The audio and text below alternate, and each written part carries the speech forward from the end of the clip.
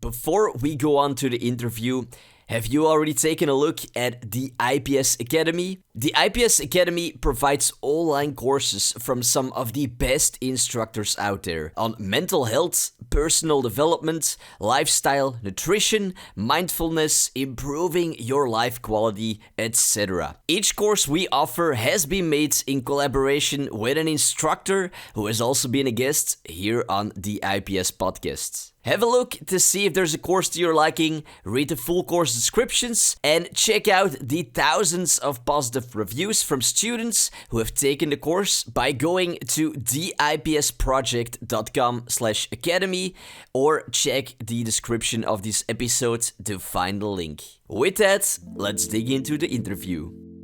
Most people have poor boundaries. And then they don't hold their boundaries. And then they're mad at other people for not holding their boundaries.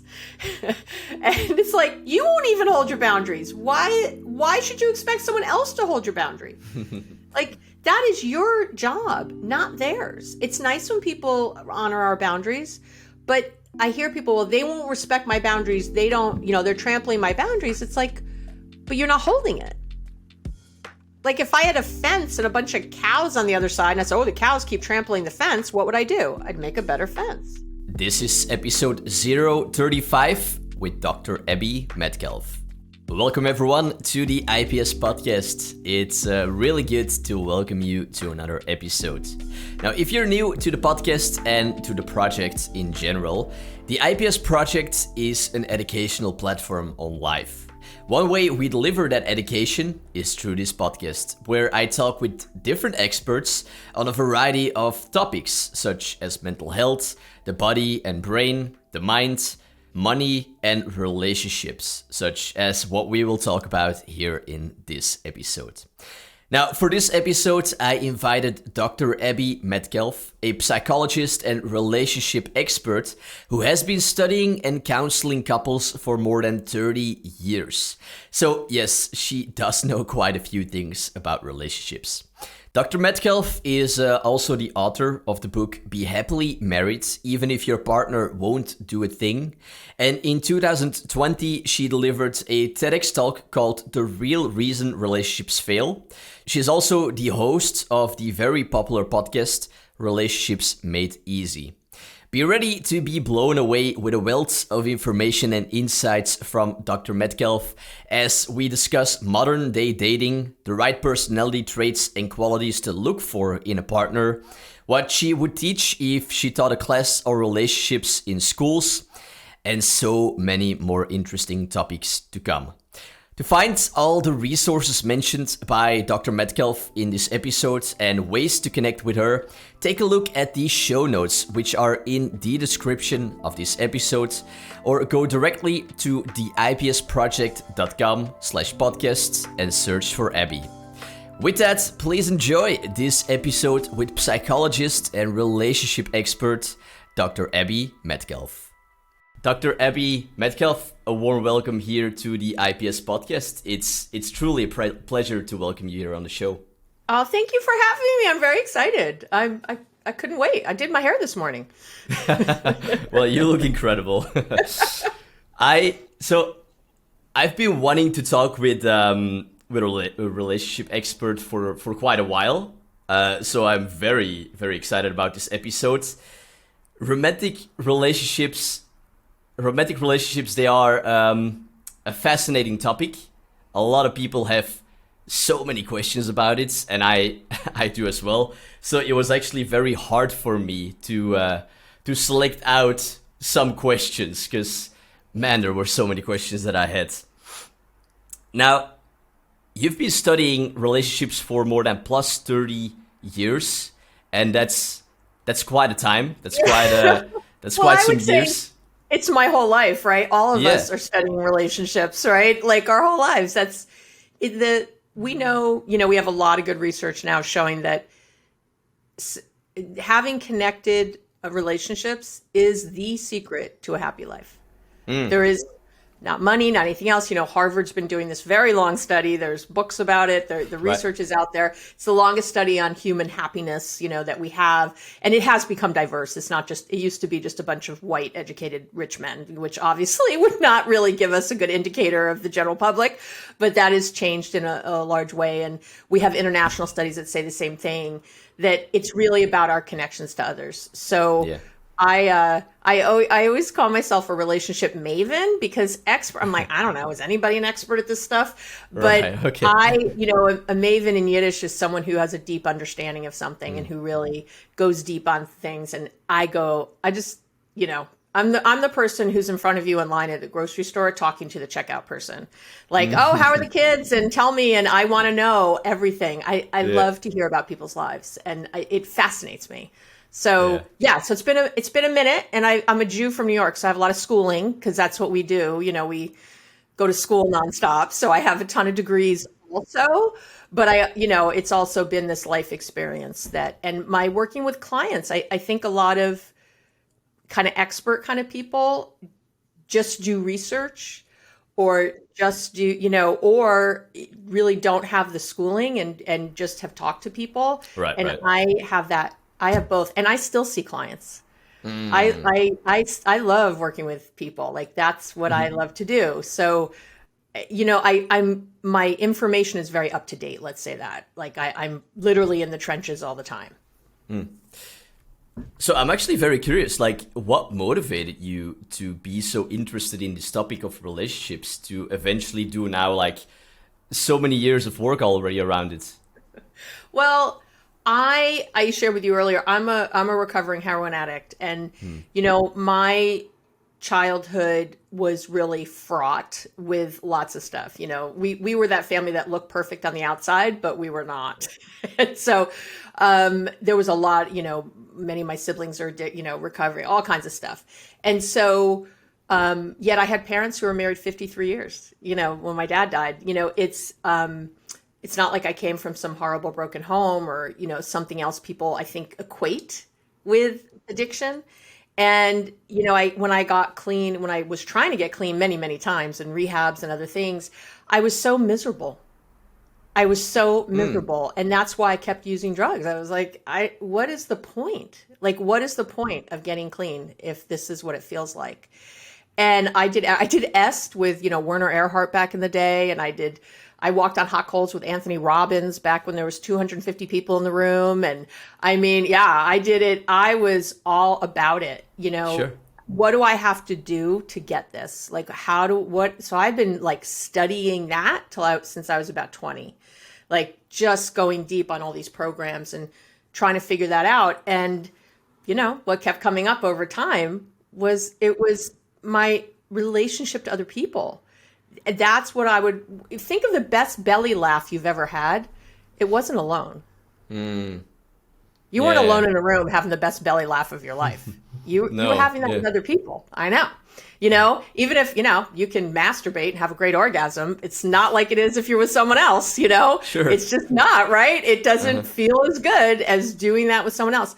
There's just, that's really what it all comes down to at the end of the day. And so I've just been fascinated. And as I shared with you earlier, I love people. I really like to, hear about their histories. And I was talking to you earlier, like, where are you? What's going on? How, like, I could have spent an hour just asking you questions, like, how'd you start doing the podcast? What happened? It's something I really enjoy. I find it really interesting. So I'm sure that over the years you've met like many other professionals and other psychologists who also work in the same field of relationships. How would you say, like, when clients come to you, for example, are there any like complaints they have about other psychologists or other professionals that they didn't like that you do differently? Yeah, how is your approach? Yeah, how's it different? Yeah, because it is. It's I think because my background is so different. I have a master's in counseling psychology, and I worked in all that, but I also worked in business, and my PhD is actually in organizational psychology. My PhD is not in clinical.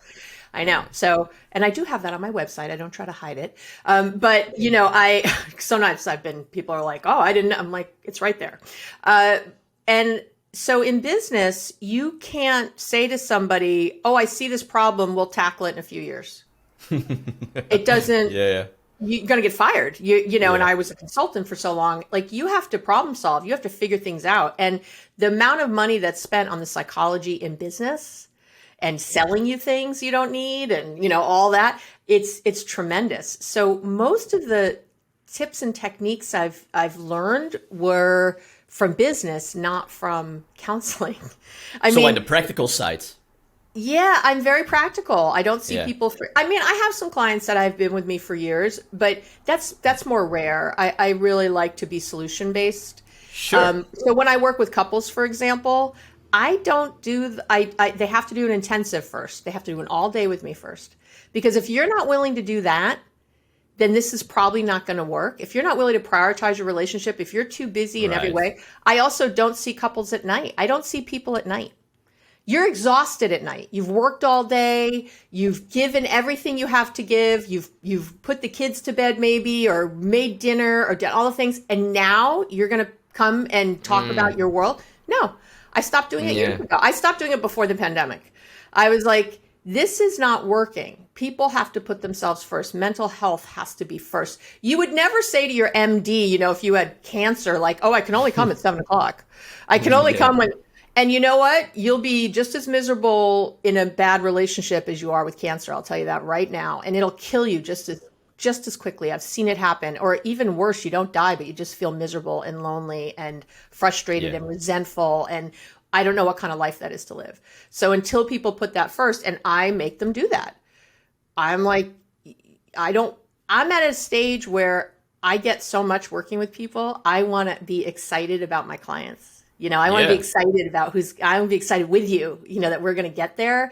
And I can't do that if it's 7:00 at night and I'm exhausted and I've had a long day.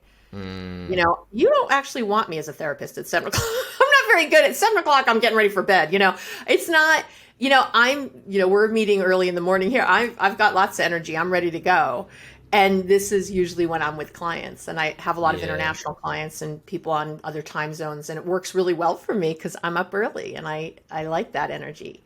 So I think that's what's different. It's very solution focused, and I use research from both fields and I combine it.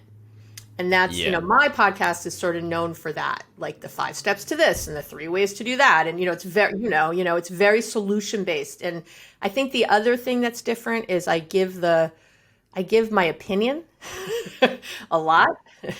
And I mean, not first, you know, I'm asking questions, I'm figuring things out with people, and on the podcast, I give the what and the how. A lot of people give the what, oh, here's what you got to do, and then pay $12 and buy my book, and then you'll learn how. And I give the how on the podcast. I give it out. Yeah, you give the actual steps. I do. I'm like, here's the steps. And if you want to buy my book, go for it. If you want to buy some things, you can, but if it's accessible to everyone, everybody in the world, I think, this is my world peace thing, needs to know this information to be happy. And I'm really about that.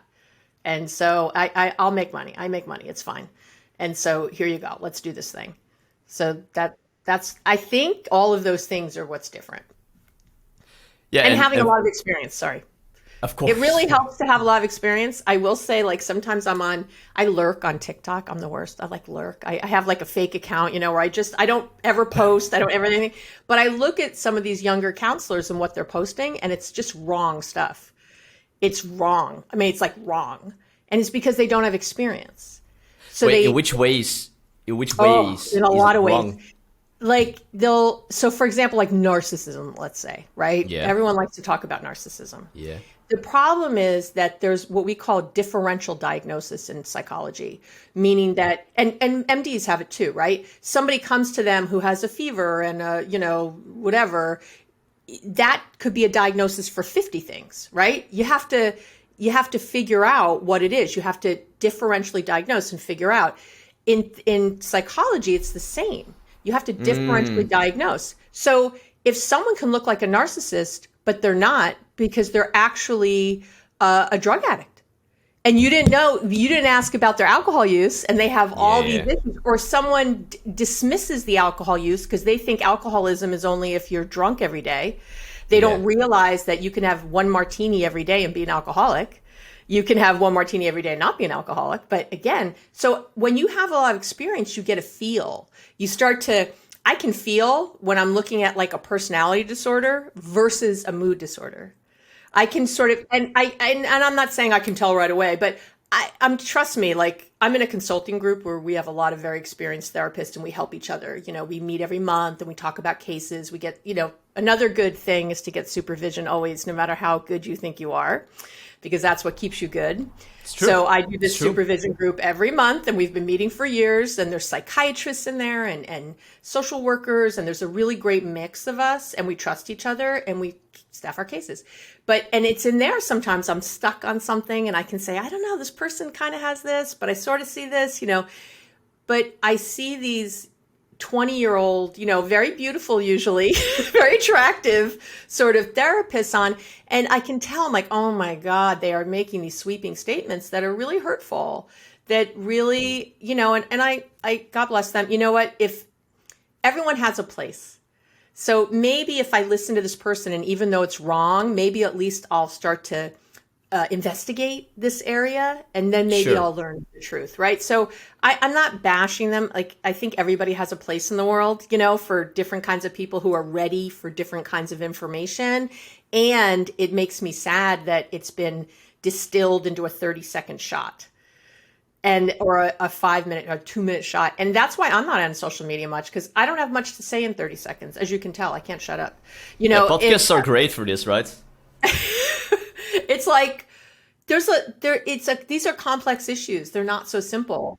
My podcast episodes are, 45 minutes to an hour, because it takes a minute to really talk about something. You know what I mean? To really like delve in and say why and where and how you can tell the differences. Right. And so I heard, oh my God, just the other day, I heard someone talking about suggestions for what to do when you're stressed. Right. I'm sorry, when you're anxious. And they were giving suggestions for what to do when you're stressed, which don't work when you're anxiety and stress are two different things. And the things you use, the tools you use for them are different. So if you use, and this is why a lot of people with anxiety they go, what's wrong with me? I've been using all these tools and nothing works. It's because they're using tools for stress. Those tools don't work when you're anxious. Matter of fact, they can make anxiety worse. So, and if I've had a history of trauma, telling me to meditate is the very worst thing you can tell me to do. So do you know what I'm saying? But people are on there giving these tips, and because they're not grounded in anything, and frankly, they're misinformed. They haven't been in it long enough to know. How you tell the differences. They're saying things, and matter of fact, I ended up doing 2 episodes on the podcast not long ago on what to do when you're anxious and what to do when you're stressed. Like I separated them out because I was so upset by the information I was hearing, and I thought I got to set the record straight here, at least on my podcast. But anyway, it's stuff like that. I think you would not try to get a medical diagnosis in a 30-second shot. Mm-hmm. In a million years. So why you're doing it with psychology, because people think it's a soft science that doesn't really matter, especially here in the States, mental health is like, and other countries too. It's not just the States. I have quite a few European clients, people from different areas of Europe who, you don't go to therapy. Like that's just a crazy thing. And so, they're kind of some Indian clients, all kinds of people who are like, this is not something my family has ever talked about, because it's really dismissed, and so, you're right. Right. And so there's a way that we dismiss it in the culture too, by giving it such small little sound bites. So for everyone listening, I can truly recommend your podcast, Relationships Made Easy. So I will also link it up in the show notes for everyone to find, because like you said, these topics are complicated and complex, and it's so awesome that you actually truly take the time to talk about them and also give actionable steps. So again, definitely, Thank have you. a listen. I'm really proud of it. It feels good. Yeah. Before we continue with the interview, I just like to take a moment to mention if you feel that you've gained some insights and lessons from this interview and you're curious to see what else we offer at the IPS Project, I recommend that you check out the IPS Academy, where we offer online courses taught by guests here on the IPS Podcast. Learn more about essential life topics such as mental health, relationships, the mind, and the body and brain through fun and interactive courses. Simply go to theipsproject.com/academy or check the description of this episode to find the link. Each course has a few lessons to try for free, so you can get a taste of what the course is like. We have countless reviews from other students, so you can see what others think. And there is a 30-day money-back guarantee if you end up not liking the course. Again, check them out at theipsproject.com/academy or by clicking on the link in the description of this episode. Having said that, let's return back to the interview. So if we would sort of start with, the first step where most relationships kind of start, and that's, I guess, for most relationships with dating, right? That's kind of where things begin. I sort of grew up in this interesting, I would say, bridge between where I still had to go up a wall and talk to someone in real, and where dating apps like Tinder became okay to use, socially actually accepted. What do you? I'm just very curious. What are your thoughts on modern day dating? Because we have this whole ocean of options at our fingertips. Is this good? Is this bad? And I'm sure it's more complicated than just good or bad, right? But what are your thoughts on modern day dating? First, I'm so glad I'm not doing it. That's my first thought. Yeah. I have to tell you back, because I'm pushing 60, back in my day, when you broke up with someone, you never had to see them again. That was it. I never had to see the person again. And, maybe if you were in college still, you'd see them on campus, but you could avoid them. You could change your class or live in a different dorm or something. Now, you can't escape. And the way our brains work, where we're so linked to exes anyway, where I did a whole podcast on this, but an episode on this, but the way that we're really, we get attached, even if we're the dumpee, it doesn't matter who dumped who. We get a little obsessed with our exes. That's just part of the brain chemistry. So it's so easy now to stay obsessed. I could create a lurking account. I could go find them. I'm looking. I could still kind of date them and maybe just have friends with benefits and have sex and, or I'm still kind of hooked up with them. I mean, there's so many ways to not leave. So I feel bad for folks. I just want to say that first. It is harder. And don't let anyone tell you differently. The other thing is that the options are so many. And I'll say this for, again, kind of the biology of men in general. And I'm being sweeping, so I apologize. But in general, men, having so many to choose from. And there's all these people. So there feels like there's always something else. The grass is always greener. Why would I get off at this exit? Maybe the next exit is better. Oh, maybe there's something down the street, and you just keep, and next thing you know, you've been on the highway for 40 years. You know what I mean? You haven't taken an exit, And so you're kind of past where you wanted to end up. And so that happens a lot. I have a lot of men in my practice. So I always ask a lot of questions about this. And there's, again, back in my day, you met people at work or school. Maybe a family friend introduced you. That was the other way. You met somewhere, right? But you met in person. You knew if there was chemistry or not right away. You didn't have to guess. I have people, and I have to sometimes stop my clients because they'll say, oh, I was talking to this guy for the last few weeks. And I'll stop and go, because they say I'm talking and they mean texting. That's, to me, not talking. Yeah, very different. That's not talking. You've been texting with someone. You need to change the language because that language is different. You think you are, and that worries me that you think that's talking. It's not. It's not at all. It's so distanced. So there's a lot of that, of actual distance in the beginning, and all this investment, and then it's gone. And then he ghosts, or someone's breadcrumbing you, or whatever, right? Excuse me. And it's gone. All that investment over and over and over. We used to just not do that. You'd go on one date with somebody, you'd meet them, there was or wasn't, something, and that was it. That was it. That was the whole interaction, or you met at a bar or somewhere else, or at a dinner. And again, you had that interaction over a minute or an hour, and you're done. Not for weeks, not all day, every day, for weeks. I mean, it's such a crazy thing, right? And what also happens is that people get so interested so quickly.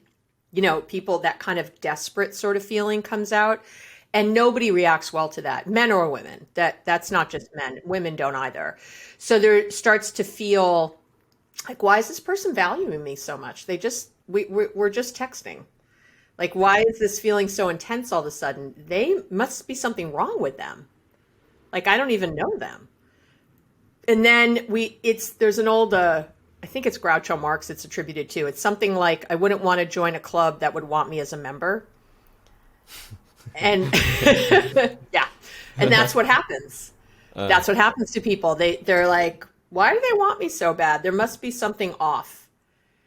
And then, you know what I mean? So the person's kind of falling in.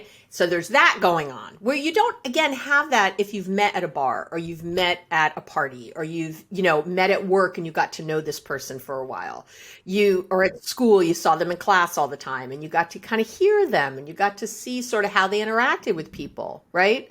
Yeah, I remember going on a first date with someone who I had, and it was a blind date, actually. Someone had set me up, and I go on this date with this guy, and right away he was rude to the server.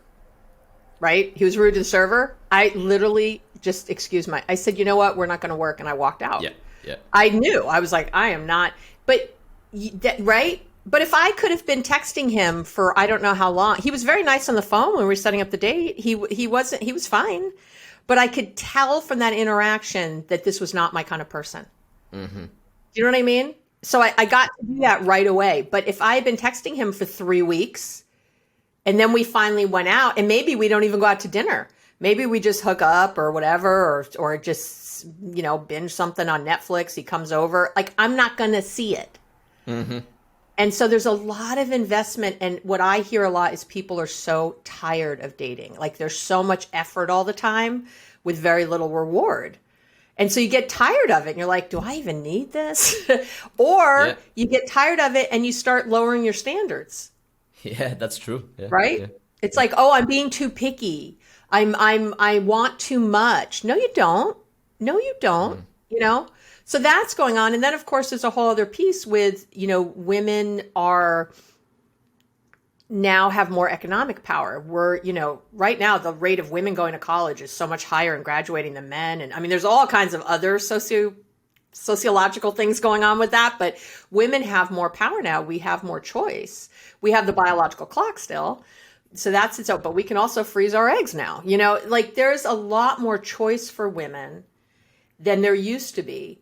And so now we're asking men to sort of be a better choice. And then men end up hating on women. This is like heterosexual, obviously. And then men are, kind of blaming women for being too, I don't know, bitchy or something. And it's like, well, no, we're just, we would like, I don't want, if I have a penny for every woman who has said to me that she feels like her partner is another one of her children. Oh, over and over. And we know, again, from the research, men who get married live longer than men who don't. Women who get married live less long than women who don't. Wait, is that true? Yes, that's true. Pew Research Center. Yes. What's the reason for that, though? Because it's more, women have an average of 7 more hours of work a week when they're married than when they're not. Okay. I have to work in the home 7 more hours than I did before. Men have it made in the home. Like, again, heterosexual relationships in the house, that is still a very, very true thing. Huh. women do more. It's a lot of how we're socialized, all the things, right? Again, we're like you said with the dating, how you're at this weird bridge, humanity's at a weird bridge, right? Yeah. A lot of things Humanity's at a weird changed. bridge. Yeah. I mean, it's just so different. So there's a way that, we talk about weaponized incompetence, and we talk about all these things with men. And I think men have become very confused. Like, what am I supposed to be doing? And I get it. Sorry. Yeah, you're right. I mean, that's of course a whole other topic in a way to talk about men. But I actually did a podcast with a person who founded Men's Group.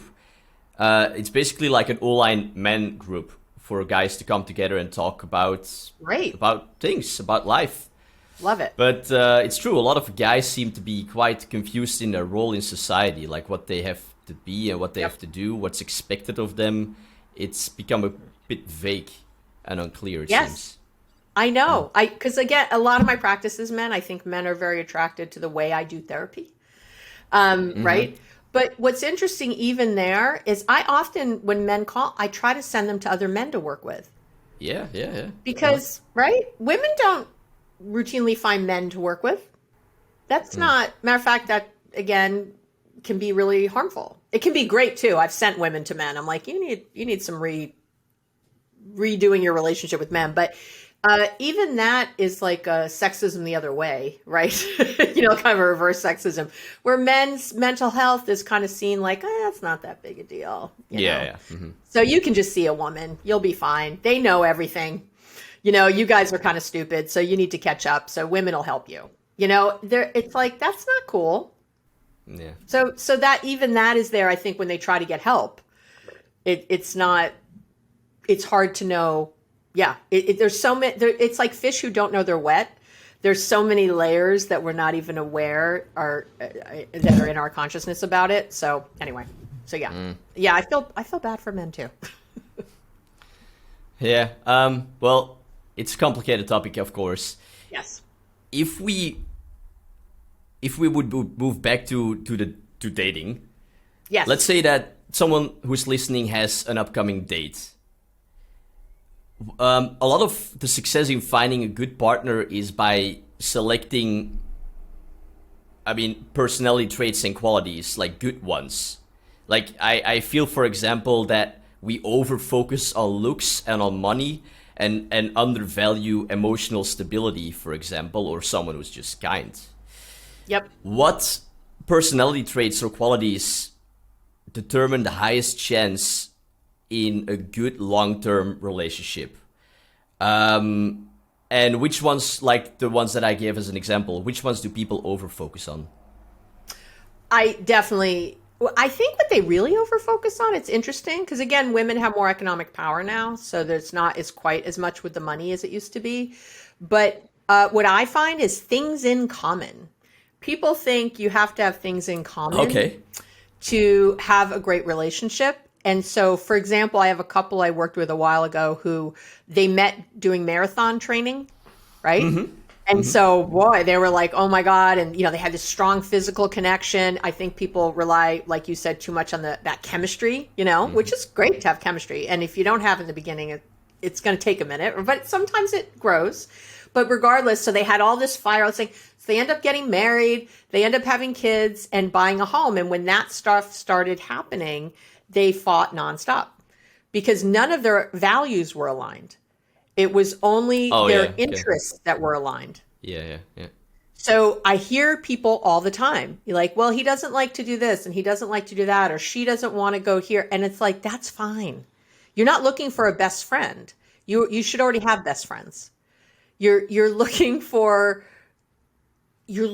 something, this feelings of that this person has my back no matter what. Sure. Yeah. I talk about something I call the trust triad. You have to have three things to really trust your partner, to really trust them. And this goes in with the kind of values or whatever, that you want to have the same values. But one of them is that they have goodwill, that they have your back, that you feel like your best interest is their top interest. Two is this integrity, honesty. They're honest with you. There's a lot of red flags often in the beginning of a relationship where someone's dishonest and people kind of let it go because they're having so much fun or because the sex is so good or they're little things. So they feel like, they said this, but it was really that. It's okay. And then competency. Is this person like competent in their life? It doesn't mean that they make a lot of money. It doesn't mean, but it means that they show up when they say they will. If they commit to something, they do it, right? If they like that competence in the world, that they go to work and like, to me, I'm working with a client now and she's dating someone and he hates his job. So he's always trying to figure out how to, and he has all these rationalizations for this, but he rips them off all the time. Like he doesn't go to work. He says he's working. He's not. He does the bare minimum that he can. It's beyond quiet quitting. It's like something else. And to me, if you're accepting a paycheck, if you're that's the deal. I've committed to you for this money that I'm going to do A, B, and C. Now, I don't have to go over that. That's okay. But I have to do A, B, and C. But he was, actively not doing any of them. And I said to her, he doesn't have an integrity. There's no integrity here. Like, what's going to happen if he's in a relationship with you and decides that it's okay to like have maybe date someone on the side, maybe just have sex. It's only sex. I'm not emotionally attached to this other person. So they're going to rationalize in their head, they've made this commitment to you, but they're going to decide, well, it's not hurting you. I'm not taking away from you. I'm using protection. I've heard these stories. And so I'm going to go have sex with this other person. You know what I'm saying? Like people, for some reason, separate these things and they think they don't think they connect. And like you get a lot of warning signs generally about what's going to, when people say it's out of the blue, I'm like, it's out of the oblivion. Like you had warning signs for things, but you weren't choosing to see them as such. And that's okay. I don't want to blame the victim here. Like, I'm not talking about that. I'm just talking about really being self-aware. So I would say self-awareness and mindfulness are the absolute positively top two things you're looking for when you're talking to someone. Are they at all aware of themselves? Of how they come across, of how one of my favorite dating questions, I have my clients ask is, so what's going to bug me about you later? That's like, a good what's question. the thing that I'm just going to be like, oh my God, I got to get past this, and do it lovingly and kindly and, sure. It's not an interrogation, but what do you like best about yourself? And what are you struggling with? Sure. Is another way to say that, right? Like you can ask both, but it'd be interesting to hear what people think is their best thing and what they're struggling. And by the way, when you ask those questions, we connect with feelings, not thoughts. Mm-hmm. Mm-hmm. So when you're on a date, the thoughts are all there, right? Like I do this and I went here and I went to school here and my parents say this and whatever, right?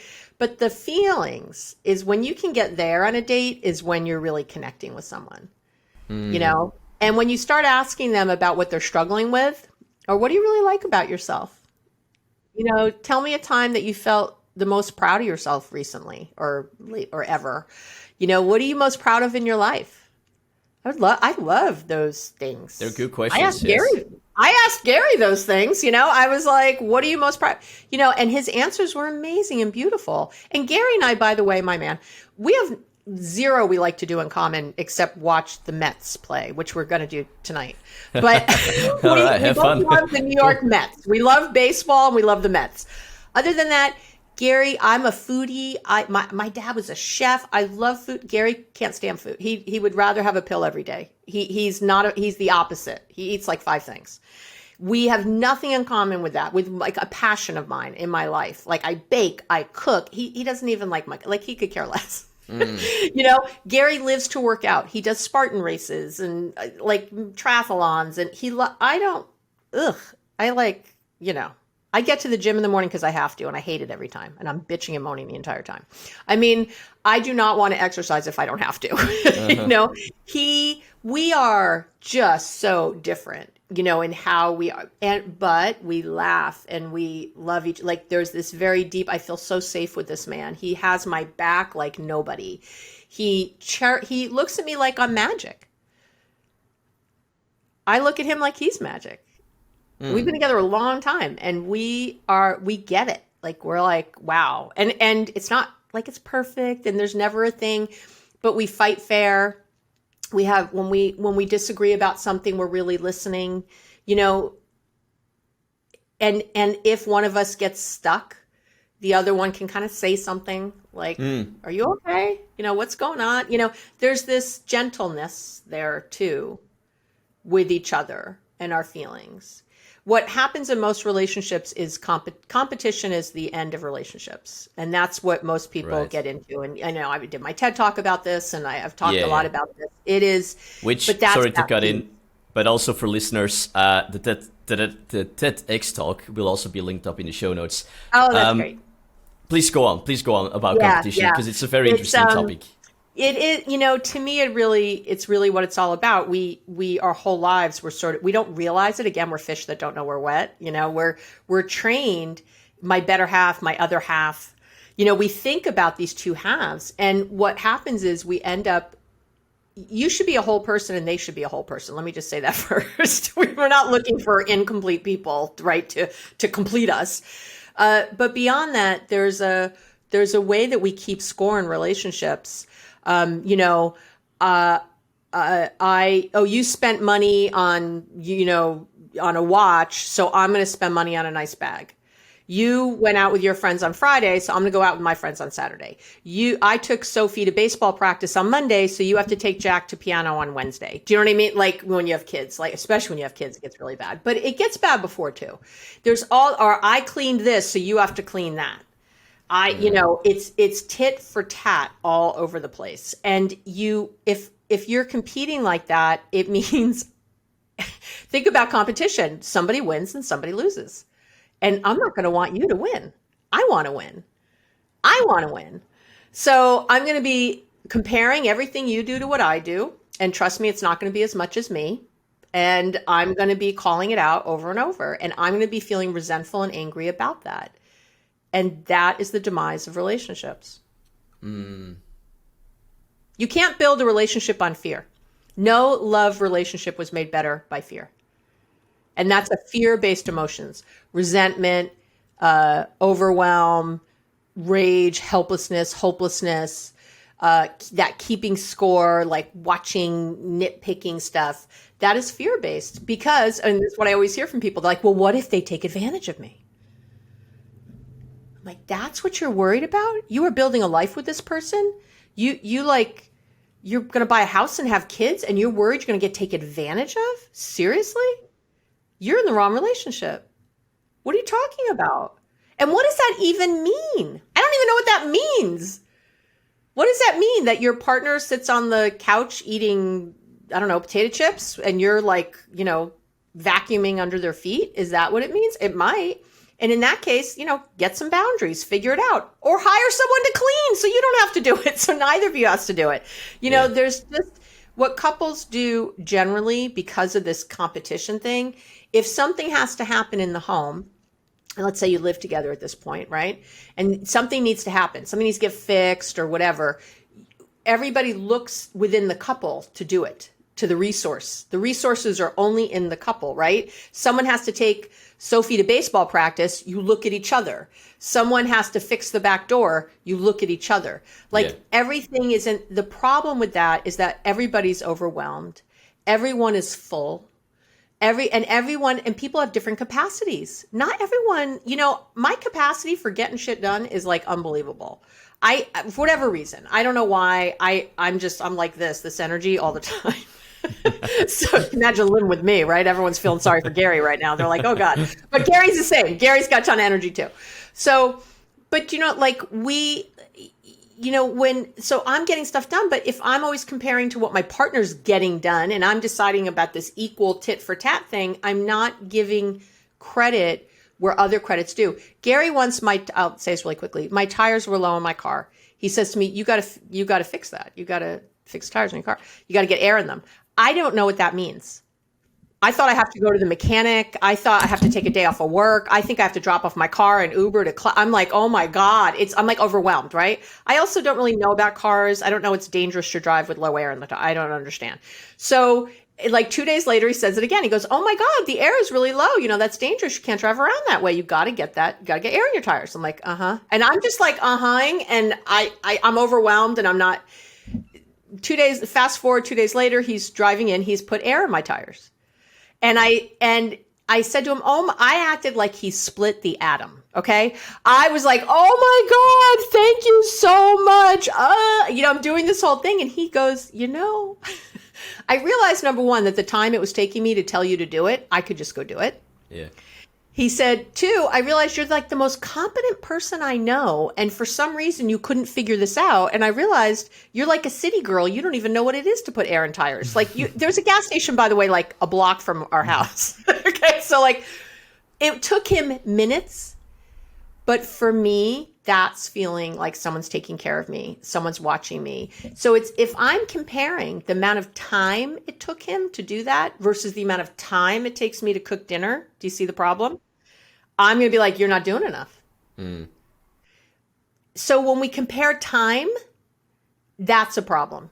When we compare just the task itself, that's, I did these 3 things and you didn't do these 3 things. Do you see what I mean? Because things take different amounts of time. They take different amounts, more importantly, of bandwidth. And for me, the bandwidth of figuring out my tires and where I had to go and looking it up on Google and probably doing a YouTube video on it and everything else was huge. Like that he did this thing that he cared about, that he thought about it. He took a minute and was like, why don't I just do it? And that's the attitude I have when I'm cleaning the whiskers out of the sink, because he does rinse, but it's not to my specification. Okay. Right? Yeah. There's a few little whiskers left there. And I get like, and I used to get crazy about it. Like I've asked him, I've told him this is important to me, because our other issue that we do is we decide that means something. We define things our partners do and define it. It means he doesn't love me. It means he doesn't care about what's important to me. I'm defining it. No, it doesn't mean any of that. Talk to Gary. Are you kidding me? He thought he did it. He thought he what? And I've timed it because I'm that crazy and anal and nutty. Like this is what's, when you have a Jew in your life, this is what happens. I timed how long it took me to rinse the sink because I was going to go yell at him about it. Like I'm wasting all this time rinsing the sink after you. And it was 4 seconds. I was so mad. I timed it like 7 more times. It was 4 seconds. So I'm really going to go like at some point we just have to give our partners like a mulligan and if really it was that big a deal to me and for some reason he just can't seem how to figure this out, then maybe I have to hire a cleaning person to come in every single day and wipe out the sink. But the real thing is that people think they're right when really all it is a preference. It's a preference. That's well said. Okay, yeah. Mm. Right? I'm not right that the sink should be cleaned to my specification. Yeah. It's a preference I have. It's the same thing if Gary wanted more sex than me, let's say, right? He's not right to want more sex and I'm wrong because I don't want to have sex as much. Or vice versa. I'm not right to want sex less and him to want sex more. But we think that. Oh, this person's not doing what I ask, so they're wrong. But it's a preference. I have a preference for more sex than my partner does. Yeah. So what do you do with that? Right? What do you do with that? You don't just go to them and go, I want more sex. We're not having sex enough. Because that's telling your partner they're wrong. It is. You're defining it. You're stating, right, what this is. My favorite thing to ask, by the way, if you have the sex drives are different, is to ask your partner, what would you like to see more of in our sex life? Mm-hmm. Such a great question. You're going to have the best conversation. Because you need to just talk about sex. What does it mean to them? What happens? How is it showing up? How is it, what, let's just talk about it. Let's just see what we can come up with together, not some number that either of us thinks is correct, right? Like, are there other ways to connect? And maybe my partner can ask me, well, what does sex mean to you? What does it mean when we have sex?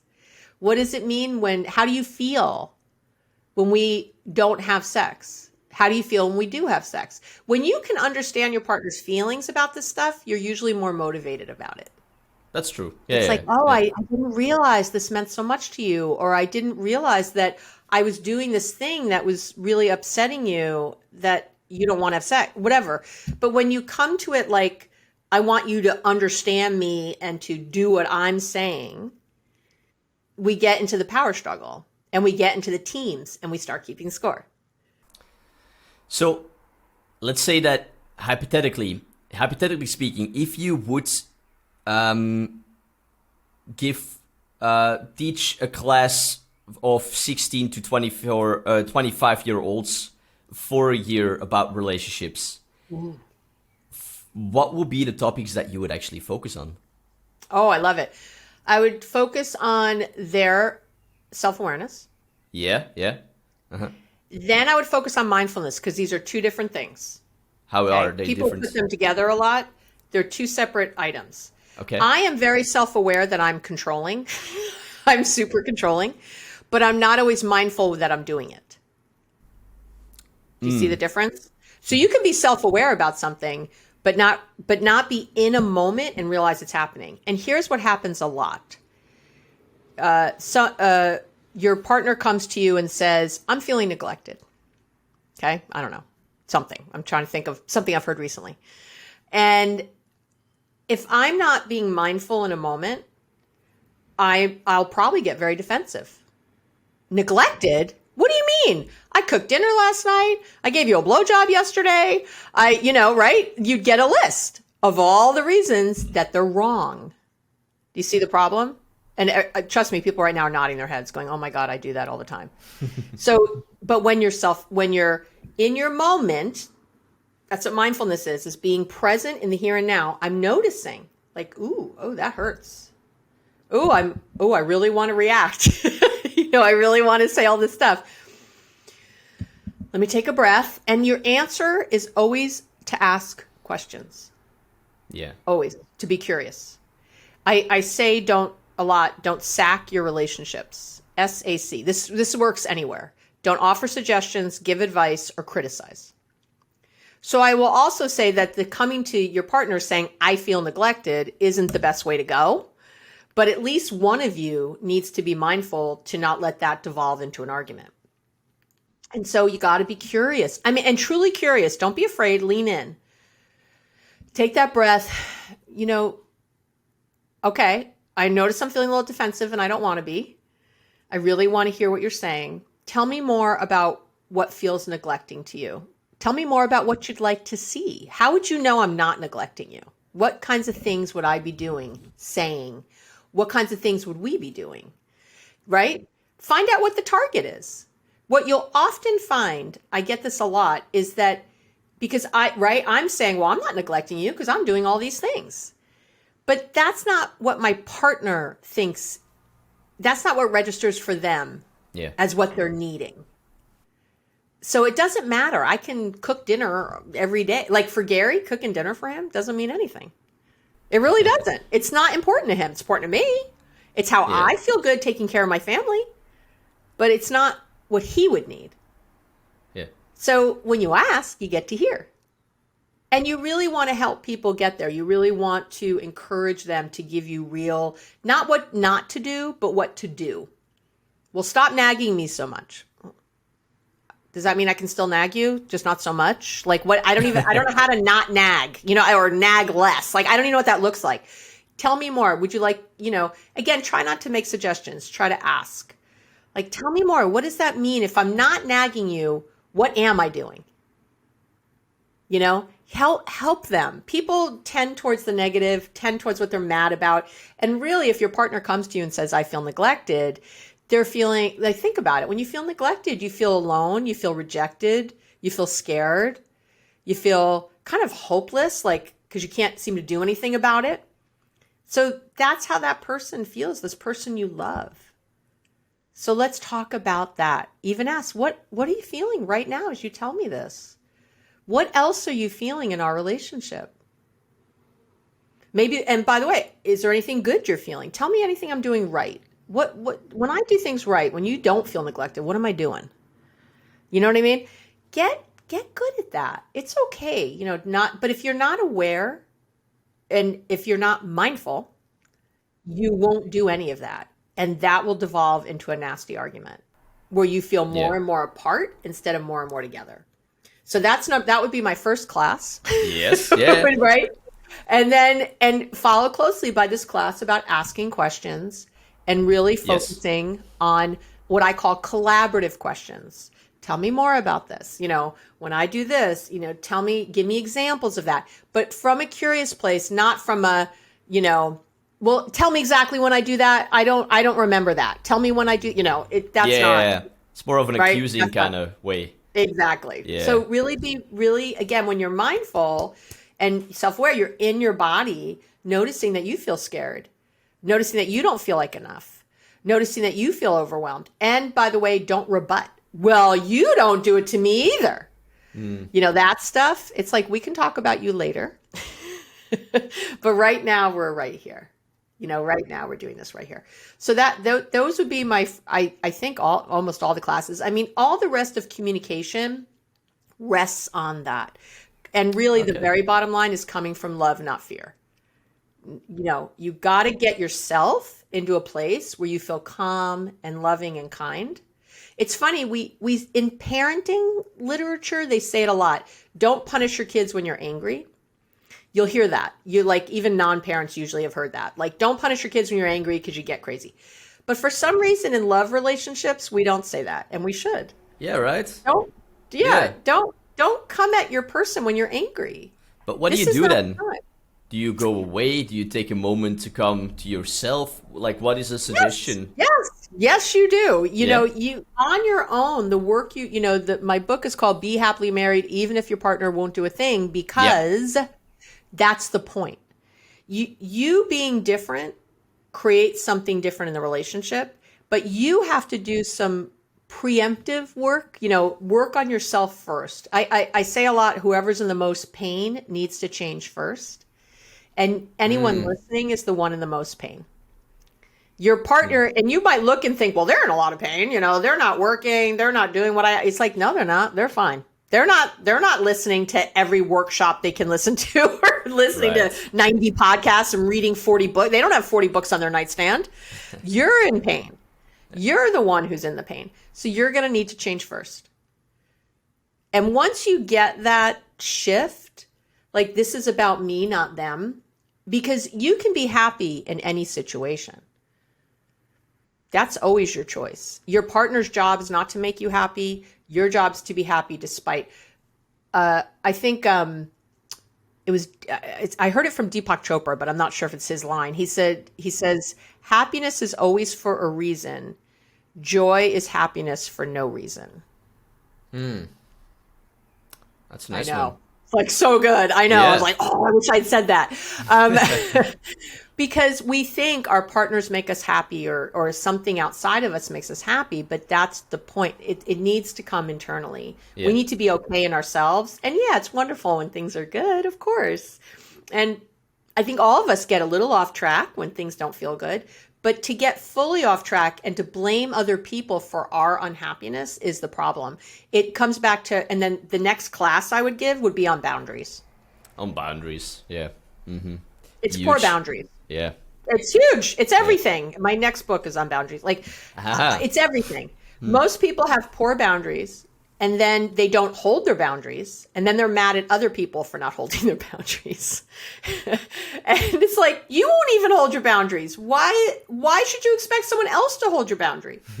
Like, that is your job, not theirs. It's nice when people honor our boundaries, but I hear people, well, they won't respect my boundaries. They don't, they're trampling my boundaries. It's like, but you're not holding it. Like, if I had a fence and a bunch of cows on the other side and I said, oh, the cows keep trampling the fence, what would I do? I'd make a better fence. I wouldn't try to train the cows. I wouldn't try to train 2,000 cows not to come across a line. Right? That would take a long time. But that's what people think. Right? I'm going to train this thing on the other side not to do it somehow. Just build a better fence. Not a wall, There's no walls keeping cows out, right? You never see walls around farms. You see fences that you can see through. So don't build a wall, build a fence, build a boundary, build something that you can stick to. And I always say a boundary is not really a boundary unless you have some way you enforce it. So when people say their boundaries, they'll often say, well, respect, someone needs to respect me. I'm like, okay, that's not a boundary. That's a standard. That's a standard you have. I deserve respect. What is your boundary around that? The boundary is the action that you will take if it's not right. Yeah. So if I'm in a conversation and someone's not respecting me, my first thing is to tell them. I'm going to say something. This is not respectful. I can't stay in this conversation like this. Can you change your tone? Or you're yelling. I don't talk to people who are yelling at me, right? And if they continued, I would do the next level. I would make the fence electrified now, right? I would walk away. I would leave the situation. I would do something. And this really comes down, people act like victims. Oh, I've left the room, but he chases me out. Okay, then leave the house. Then get in your car. This victim thing, I have zero tolerance for. We are not victims in our lives. Nobody is. Unless you're an indentured servant right now. I mean, literally getting held against your will. Okay. Everybody else, I don't want to hear that crap. I have zero tolerance for it. Zero. You are not a victim in your life. This person is not doing something to you. There are things here for you to learn about yourself. Aren't you lucky? You're getting this beautiful learning experience. I like that line from the Stoics, life is happening for you, not to you. Yeah. Right? So what is here for me to learn? Like, wow, I got crappy boundaries because that's from my childhood, because that's something I was taught. I'm supposed to say yes to everybody. I was taught that I was supposed to people please. That's what I was taught. So, right. That's always my hardest thing, is that I people please too much and I don't hold a boundary. Right. But what happens for people is that they do this all the time. They'll say, okay, here's my boundary. Right. Oh, here, I'll give you. So my daughter's got a curfew, right? She's a teenager. She calls at 10 o'clock, this is a few weeks ago, and says, can I come home at 1 instead of 11? Because and she's telling me what they're doing. Stupid me says, okay, right? So see what happens here. So here's my boundary, but I don't hold it. No, your curfew's 11. You got to come home at 11. Like, it's not up. It's certainly not. Why is it up for grabs at 10 at night? That's a mistake right there. Okay. Like, what are you doing at 10 o'clock? Yeah. Right. So what happens is people collapse their boundary and they get nice. They're like, oh, they're being good. McCartney, my daughter, she's been really good lately. I'm going to collapse this boundary a little. Right. So was my daughter home at 1? Take a guess. Yeah, no, of course not. Of course not. Yeah. So, she comes home later and then I'm furious, right? I let you have this. What I should have been saying is, I collapsed my boundary for you. I was nice. And now you didn't appreciate my niceness. So now I'm going to take my boundary all the way on the other side and I'm going to slam the door, right? You are punished the rest of your life. I'm taking your phone. I'm taking everything. I'm going to lock you in your room, right? I am like, this is when people block people. They cut them off. They say they never want to speak to them again. This is what people do. They go from one end of that boundary continuum to the other instead of holding the boundary. They think they're being nice. And then the person doesn't appreciate you enough for how wonderful you were. And you came early to help clean for the party, even though you said you couldn't. And then you got someone to babysit your kids and you changed your whole schedule around and you got there early to do this thing because they asked so nice and they really needed you, but then they didn't appreciate it. They didn't say thank you or not enough or whatever. And now you're so mad. I don't ever want to talk to my mother again. I'm so sick of my mother. Next time, I am not saying yes. I'm done. This is what people do. All the time. Every day. This is on you. But you want to yell at your mother. I want to be mad at my daughter. Right? I'm not saying these people don't have responsibility in our lives, but we have the primary responsibility. Yeah. Right? We have the primary. And I'm not saying I would never let my daughter out past to have a different curfew, but not at 10 o'clock at night. Like, our rule is very clear and we'd already had the rule. And again, I broke it. There were times where there was something special and I talked to the parents and we set it up beforehand to have a later, they're going to a show in the city. They're not going to get back till this time. I'm like, okay, sure. You can come, it's not like you can never change the rule, but I knew at 10 o'clock, I was tired. Yeah. She was begging me and I didn't want her mad at me. I didn't want my teenage daughter mad at me. I knew she was going to have a little fit and I didn't want to deal with it. So I did the not smart thing. Mm-hmm. I'm human too. I mean, this is just it. So that would be my next class for everybody in relationships. You've got to create create real boundaries where there's a real, I don't want to say consequence because they're not a punishment, but a real response when someone isn't when you feel like your boundary isn't being held by another person. Yeah. Well, those will be a fantastic year for people to actually follow classes from you. Now I want to do that. I'm like, oh, dating. Oh, I'll make a class. Okay. So, because you had to leave like in about 20 minutes, right? Yeah. So there's a whole bunch of more questions that I have. But sorry. I fear that we might have to do another round maybe at some point. We can easily. I'm happy to. So, let's see. Maybe I'll ask. Maybe I'll ask one. Go ahead. You want to ask one more, or I can give one more class that I think is really important. Otherwise share me the one class, and then we can slowly round up the review. I would say the other thing I would say about people is when you make decisions with someone, when you're dating, and as you're dating and you're making decisions, make sure that they're not along a line. So usually it's like, I'm here at A, you're at B, and let's say we disagree. Yeah. And when you're dating, it could be kind of nothing, but they can be bigger. Like, are we going to move in together? I don't know. If you're married, should we send our kids to private school or not? Should we, whatever, right? You're making decisions. And often people are at one pole or another. I say yes, you say no to whatever this thing is. And what happens is people try to negotiate along the line. They're trying to convince the other person that their way, right, to come to their side. And what happens is both people end up giving up more than they wanted. And we know from the research that in negotiations, both sides almost always think that they gave up more than the other side. That's true. Yeah. Mm-hmm. Right? So you end up with resentment, even though you're doing this thing that neither of you now wants. Yeah. Okay? Yeah. Isn't that lovely? Yeah, this is the base of a great relationship. Yeah. So instead, I want you to think of relationships like decision-making like a triangle, where you're at point A in the base of the triangle, right? And then along that line, your partner's at point B. Yeah. But you're both trying to get to a point C at the top of the triangle. Okay. Uh-huh. It's an idea neither of you's even maybe thought of before. It's a space, and you might land on one of the quote unquote sides, that one of you wanted to begin with, but because of the way that you're discussing it, you're brainstorming, you're opening things up, and this is where all those questions come in. You ask a lot of questions, like let's talk about, are we going to move in or not together? What else could there be? There could be. What if we move to another country? What if one of us went on a spiritual quest?